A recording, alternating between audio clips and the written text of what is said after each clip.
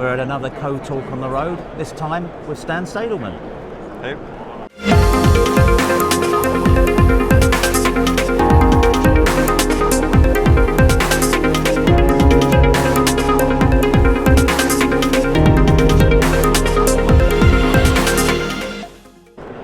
Stan, thank you for joining me in Barcelona. I'm grabbing a few minutes of your precious time on the last day, but we've got the app space for iOS behind us, and I thought it'd be a great time to grab you because we had another release of the SDK go out a few days ago. We did. We released 4.0 last week.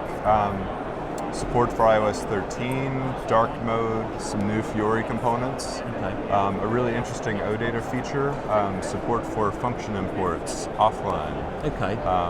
For non-returning, function imports, are effectively undefined in terms of their interaction on the database.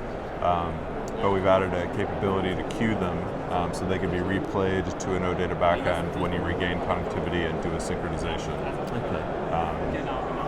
And also, kind of one of our big themes for Barcelona here is machine learning. Right. Okay. And CoreML, which is CoreML is the native iOS machine learning on device framework. We've added a capability to mobile services to download ML model files to the device with the intention of supporting retraining pipelines. Okay. So the big use case that we've heard here all week has been, and in Vegas also, has been parts recognition. So you're on the job site, you have a valve, you have some connection, some fitting, and you need to be able to identify it so that you can either get specifications or you need to be able to identify common and compatible parts. Or you have an OEM part and need to be able to recover the original. And so here you've got an image classifier, which is represented by the ML model. So you can be offline, run the identification locally, and then gather actually a photo observation from the production environment, send it back to either your S3 bucket or wherever you're storing your observations, retrain the model by adding that to your pool, produce a new model file, and then distribute that back to your application via mobile services without redistributing the binary. So this type of round-trip pipeline, I think, is something that we'll see really improving over the next couple of years, and I think a lot of customers are looking at this from a starting point right now. So I'm going to put you on the spot a bit. I don't know whether this question is going to go totally wrong or not, but we'll try. If there's no editing, then Stan knows the answer to this. Okay.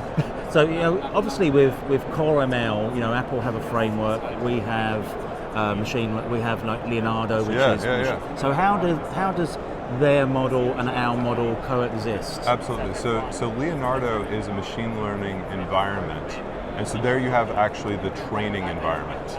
So you have the training process where you have TensorFlow or PyTorch or whatever your kind of standard open source Python training procedure is going to be. And that's going to export a model of some format based on your architecture. Okay. So Leonardo has a standard image classification service which is using the Inception 3, could be ResNet 50, could be a few others. And so there are open source scripts for then transforming that model into an ML model. So it effectively reduces the model complexity into something that's compatible on device and is compatible with the on-device GPU, etc. So the ML model is the iOS compatible artifact, and so that's actually the file binary that we distribute to the device. That's pretty good. I don't have to do any editing there. Going back to the iOS 13 side, so dark mode. So they've got the Fiori for iOS guys have made that all compatible, so there's going to be no weird, freaky looking screens, we hope. We hope. Yes, we are supporting it. And one of the things, obviously, whenever we see some of the iOS releases, we see Xcode releases as well. Yeah. Are we now in the state that we can support those Xcode releases a little bit easier? Or is that still a little bit way in the future? So we think that this is the first version, both Xcode 11 on their side and the SAP Cloud Platform SDK for iOS 4.0, where we should have both binary interface, ABI, and module stability across Xcode compiler versions, Swift compiler versions. So we believe that this version of the binary should be compatible with future versions of Xcode. Which is good. Right, so actually another thing that's come along in the last few days is the release of macOS Catalina. Yeah. And that brings in something called Catalyst. So SAP Concur Tripit is GA on the Mac App Store already. Oh, excellent. I think the PR went out at the beginning of the week. That's good. And here at Barcelona TechEd, we have the SAP Mentor for iOS running in beta on Catalina, which is terrifically exciting because as a developer, the Mentor gives you live UI components that you can configure and modify and then export the code snippets that are backing the live components. And when it was running on the iPad, you would need to use AirDrop. Which is always good. I mean, we used that in a few of our WWDC code jams and it always worked well, which was good. Sure, but I mean, now we get copy, drag and drop, copy paste, which is fantastic. Okay. Yeah. So what are we doing with the sort of the Catalyst side with the SDK?